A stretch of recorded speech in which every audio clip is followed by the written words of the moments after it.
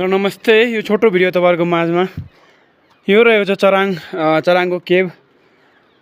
यहाँ चाहिँ लगभग 99% चाहिँ जति पनि टुरिस्टहरु यहाँ मुस्ताङ घुम्न आउनुहुन्छ उहाँहरु चाहिँ यहाँ सायद आइपुग्नु भएको छैन होला। यो केभ अरु भन्दा नि राम्रै छ।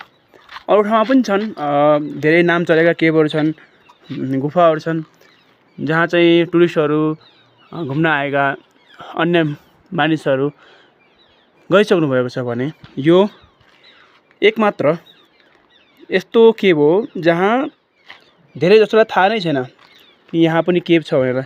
यो पारी पुरा चराङ गाउँ हो। अहिले यहाँ बाटो पनि खोलेको छ, गाडी त्यहाँसम्म आउँछ र त्यसपछि त्यहाँ पुलको सहायता लिएर यसरी आउन सक्नुहुन्छ तपाईहरु। यो निकै नै पुरानो छ, निकै नै पुरानो, कति सय वर्ष पुरानो भनौँ अब यसलाई। सायद विदेशतिर भएको भए कति वर्ष पुरानो यो पनि थाहा हुन्थ्यो होला।